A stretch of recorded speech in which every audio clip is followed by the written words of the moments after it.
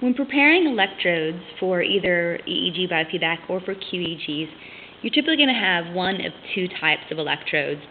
One is going to be cup-shaped with a hole in the center. The other type is going to be just a flat disc. And either way, you're going to prepare and clean them basically in the same way. You're going to use 1020 conductive paste. You can use a craft stick, wooden popsicle stick, to get the paste onto the electrode.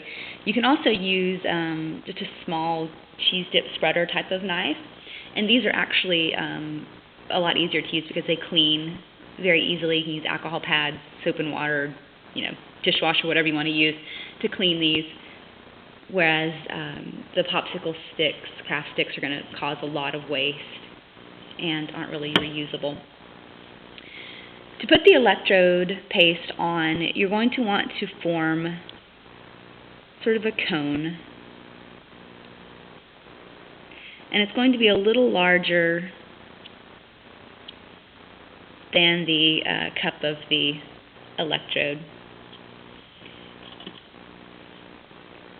You're going to use about the same size if you have the flat electrode disc as well.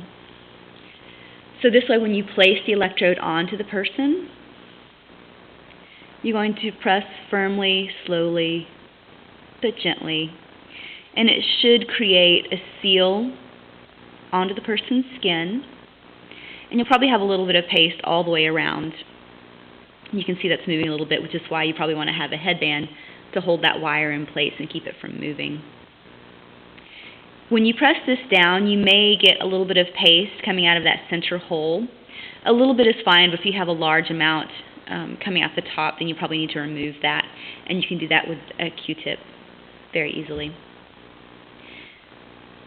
The electrode should come off fairly easy when you're ready to remove it. You want to make sure you get all the paste and any new prep or lemon prep, anything off of the person's skin. You can use alcohol pads and Kleenexes to do that. To clean the electrode, you can either take a Q-tip, a tissue, or just warm water, ivory, and water. There's several different ways to clean these.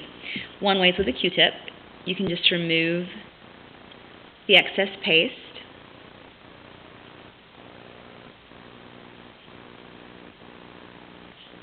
And if you have the electrodes with a hole in the center, you may find that there's some paste in the center that's not coming out. If you'll take a Kleenex and just roll it up so it makes a point, you can use that point to stick through the hole and take out any of that excess paste that's hiding out there. If you find you can't get all the paste off in that simple way, or if you want to clean the electrodes to a greater extent, you can also use hot water. You can just get a cup of hot water, dip the electrode in, and kind of swish it around, and it'll remove any excess paste. The paste just sort of dissolves in hot water. You can also use ivory soap and rinse it under the sink. If you use any sort of water with electrodes, and this goes for individual electrodes as well as electrode caps, you want to make sure that you keep the electrode attachment in the connector part very dry. So if you use this with a sink or any other liquids, you want to probably keep this higher than the electrode so that the water doesn't run down the wire and get into the connection. So you may want to have some sort of a clip or a hook or something on the wall next to your sink where you can hang that while you're cleaning it. There are two main things that can damage your electrodes. One is going to be leaving excess paste on them for an extended amount of time. You may see that they turn green or get corroded if you leave the paste on. So you want to make sure you get all the paste off completely, not only to save your electrode, but also just for sanitation reasons. The other thing that can cause damage to your electrode is loose wires, and so you want to make sure you handle these pretty carefully. You don't want to do a lot of bending and pulling that's unnecessary.